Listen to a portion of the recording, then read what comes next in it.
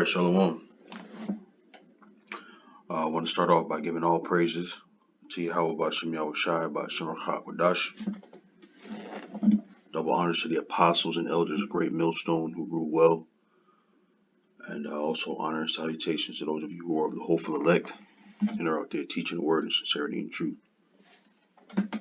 All right, so I wanted to do another The Proof is in the Pudding show and talk about what I have been reading this morning in Ephesians.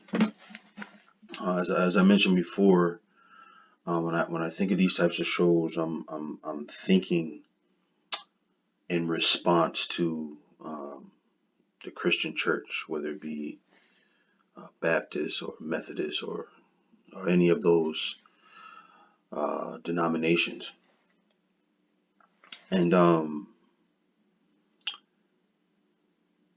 the reason why I think of them is because there's a lot that is taught in the Christian church that is taught because there's a inattentiveness to detail, right? There's a level of detail that comes with the scriptures that if you pay attention to it, you'll be able to understand what's being said. So I was reading and kind of going back over things, and the word now when you go to the second chapter of Ephesians, you get the word reconcile, which is in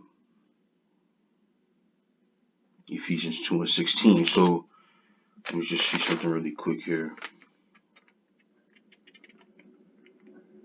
Right. So when you read in Ephesians the second chapter, it's the whole chapter, but starting at the 11th verse in particular, is talking about two different types of people, right? One being the circumcision, and one being the uncircumcision.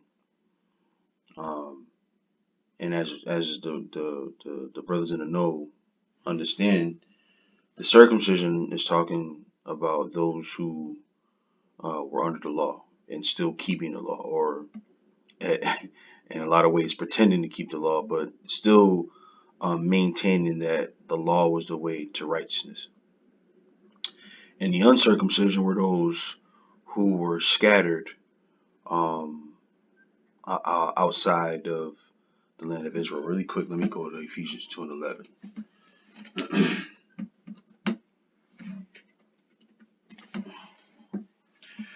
It says, "Wherefore remember that ye, being in time past Gentiles in the flesh, who are called uncircumcision by that which is called the circumcision in the flesh made by hands, that at the time ye were without Hamashiach, being aliens from the commonwealth of Israel, and strangers from the covenants of promise, having no hope, and without the Most High in the world.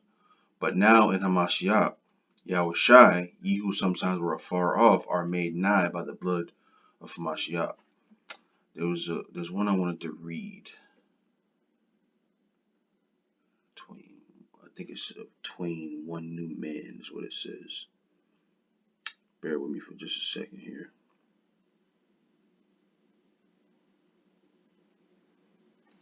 Let me just type it in real quick. Yeah, 15, right before the verse I want to read. So let me go here. This is Ephesians 2:15. It says, actually, let me start at 14. It says, "For he is our peace," right, "who hath made both one, and hath broken down the middle wall of partition between us," right, "having abolished in his flesh the enmity, even the law of commandments contained in ordinances, for to make in himself of twain one new man, so making peace." Right. So it's talking about two different people. One being the circumcision, and one being the uncircumcision. One being those that maintain that righteousness came from the law, and one maintain. Well, I can't say maintaining because theirs was more and hope, and it was all new to them at this time. But I'll say that, and one being those who were scattered and knew nothing of the law or the Lord Yahushua, right?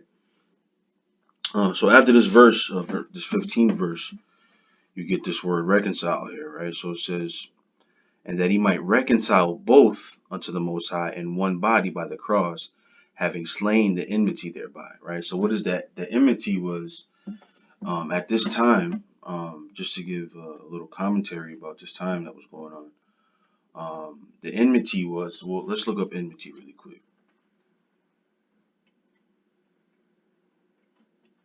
Let's look up enmity right quick. Okay, let's play it. Strong's G 2189. Extra. Extra. Right? It says enmity or cause enmity. It's not saying much. I just want to look up enmity really quick. All right, so it says enmity is the state or feeling of being actively opposed or hostile to someone or something, right? Decades of enmity between the two countries, right? So when you talk about enmity between the two, it was kind of a battling in so many words between the two, right? Because again, all this time we thought that keeping the law was the way to righteousness, right? This is the reason why we're in this captivity. Y'all ain't gonna come around here, breaking the law. We trying to get right, and whatever the conversation was at that time, there was there was some enmity there, right? But the Lord said He was going to reconcile both, right? And when you understand this word reconcile, it starts to give you an explanation of who those of the uncircumcision actually were.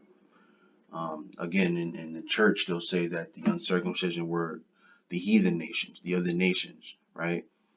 Because the belief is that the Lord Yahushua died for the whole world. But that world that the Lord Yahushua died for was the world of Israel, right?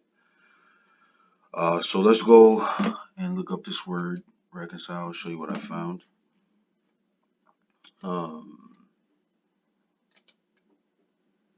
Let's play this real quick. Strong's G 604. Apakatalasso. Apakatalasso. All right, apakatalasso. So this even just looking at this word to me, it showed me a little something, right? So when you go into Greek, right, or even in English, right? I remember watching this movie years ago, which is Aquila and the Bee, and it's like a kid movie, right, or a family movie.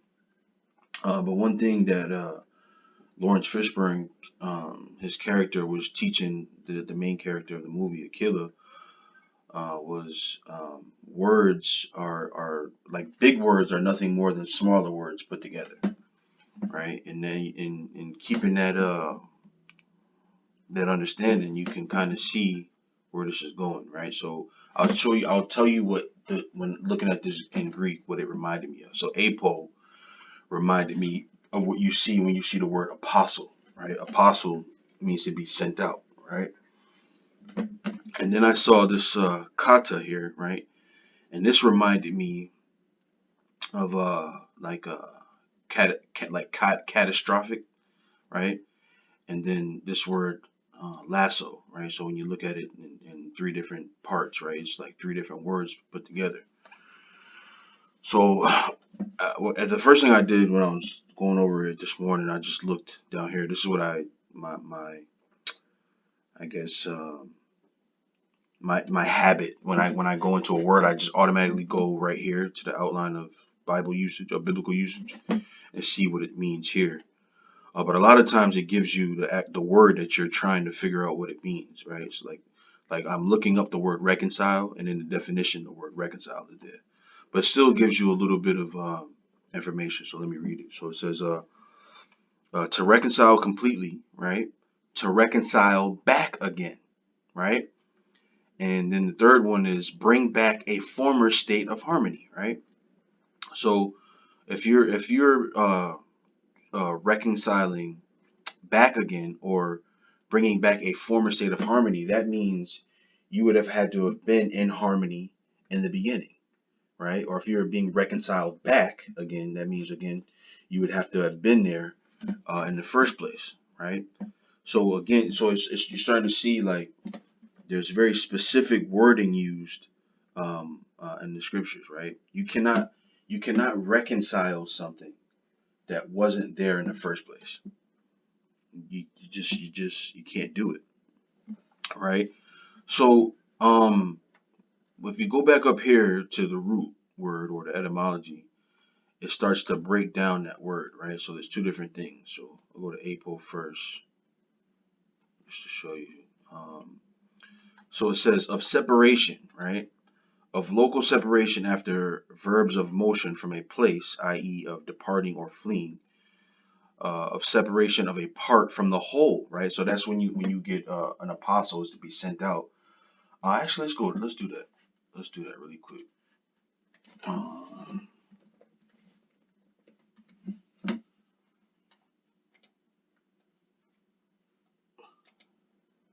Right?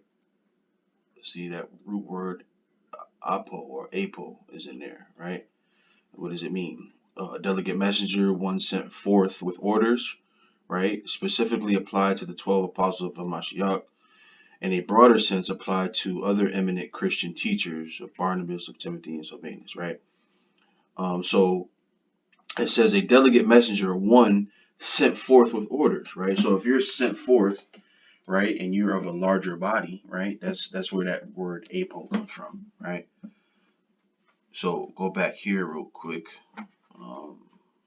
break it down a little further, right? So it says, where of a whole some part is taken, right? Just like the apostles. The apostles were a part of a whole, right? All of those who were a part of the church, a part of the body of Yahushua, they were being sent out to teach more people, right? Right. So let's go back and go to the other part of the word, and you got katalasso, right? Let's play it. Strong's G 2644. Catalasso. Right. Catalasso. It says to change, exchange as coins for others of equivalent value, and there's that word again, reconcile, right? To reconcile those who are at variance, right? Return to favor with, be reconciled to one, to receive one into favor. You see, right? So again, that same language, right? Return to favor, right? If you're going to return to favor, that means you would had to have been in favor, right? Somehow been removed from favor and then returned to favor, right? So let's keep going. I just thought of something, but I don't want to make it too complicated. So what I wanted to do, because I really wanted to know what catalasso was, right? And my curiosity was if lasso brought me back to like a lasso. So we like in English we use the term lasso, and what that is let me see. Did I have it pulled up still? No. So let's do this, right? So in English we use the term lasso, right? And what is a lasso? Right? When you matter of fact, let's do this. I didn't do this. Right? So when you think of a lasso, right?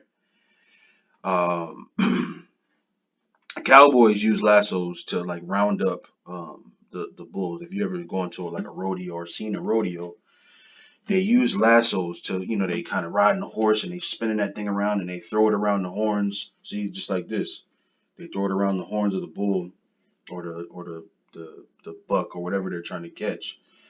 They wrap it up and they catch it and they yank it and then they get off their horse really quickly and wrap the rope around the feet of the animal, right? So what's interesting about that is that's what the Lord is doing, right? If you look at, matter of fact, I didn't even pull this up. It's all coming to me now. I think it says this is Rhyme's favorite scripture.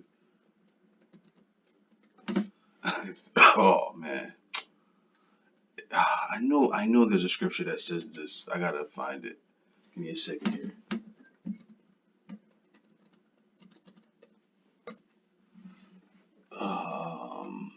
Let's do this.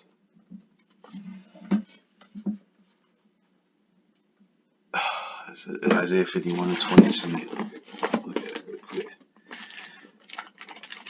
I'm gonna start using my book a lot more. Isaiah 51 and 20.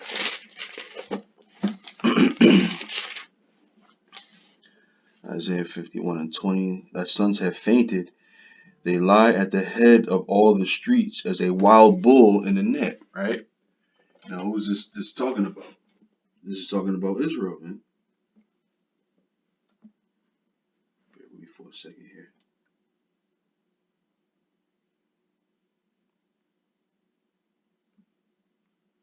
Right? So, as a matter of fact, let me go to so you can see it. What is it? What is it? Isaiah 51 and 20.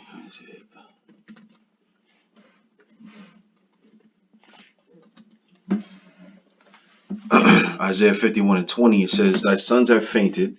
They lie at the head of all the streets as a wild bull in a net. They are full of the fury of the Lord, the rebuke of the Most High, right? So we're like wild bulls in a net, right? So when you go back to this term here, lasso, right? This is what the Lord is doing when he says that he's reconciling us. He's taking that lasso, right? And then he's wrapping it around the head of the bull, yanking them, pulling them back to stop them from doing all that wild bucking, tying it around their feet and capturing us, man. That's what the Lord is doing when he's reconciling us, especially those of us. If you put it in context to what time this is, you think of a heathen or the Israelite foreigners who were practicing as the heathen do. That was wild in a sense, right? And we had to be lassoed. So that's what I got from. Did I go here? I meant to. So that's what I got here. That's what with this word lasso, and then I looked up catastrophe to get this kata that I was trying to figure out what kata meant. And if you look at it, right, kata right here means down, right? So if you say kata meaning down, it was Greek, right? It was a Greek, yeah, Greek catastrophe and overturning a sudden end, right? From catastrophein to overturn, turn down, trample on, to come to an end, right? From kata down, right? So if you say kata meaning down and then lasso like to grab something or to lay hold on something, that's what the Lord is doing, man. You see? So this when you pay attention to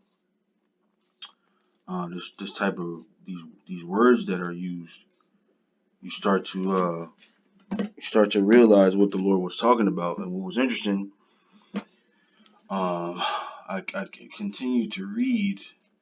Let me go to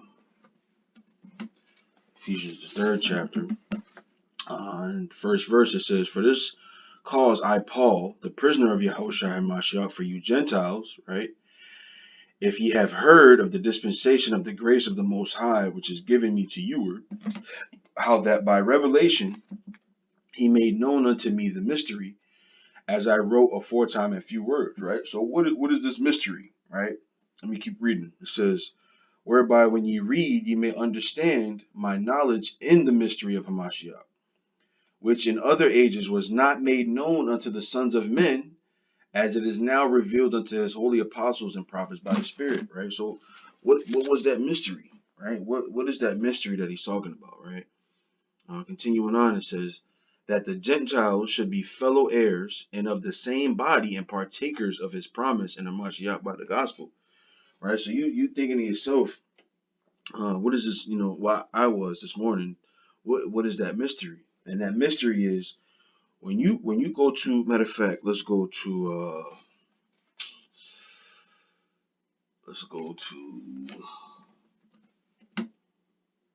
Isaiah 11 and 10. It says, And in that day there shall be a root of Jesse, which shall stand for an ensign of the people. To it shall the Gentiles seek, and his rest shall be glorious. So this, if you're reading this, right, imagine this, right? You are an Israelite in the ancient times, right? And it was common to read the scrolls. It was common to read the prophets. It was common to read the Psalms, because that was our heritage. That was our culture. These were the records of our nation, right? So imagine reading this, right? Knowing and understanding that, okay, the Lord is only dealing with the nation of Israel. So what does this mean? What does this mean? The Gentiles shall seek. Or when you go to Isaiah 49 and 6, it says, and he said, "It is a light thing that thou shouldest be my servant to raise up the tribes of Jacob, and to restore the preserved of Israel. I will also give thee for a light to the Gentiles, that thou mayest be my salvation unto the end of the earth." Right? Can you imagine reading this and saying, damn, the Lord is going to save the Gentiles too? And it was probably uh, uh, a known mystery, or a known question that had been in that whole nation for centuries. That was commonly talked about, and Paul was letting it be known, right? When you go to Ephesians the 3rd chapter, that this is the mystery, right? Let's go back to Ephesians 3rd chapter.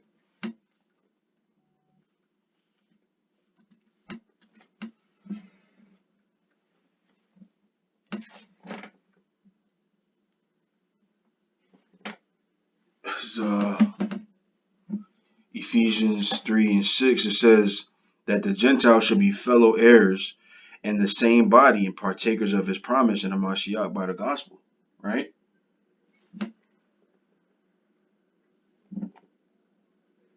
So this is that promise, right? Or this is that mystery, right? All right, the elders here. Bear with me for a second. Yeah, I was just filming, bro. Let me stop it here. So with that, we'll give all praises to Yahweh Shem Shai Shem Dash, double honors to the apostles and elders, honor salutations to the elect, and with that, I say shalom.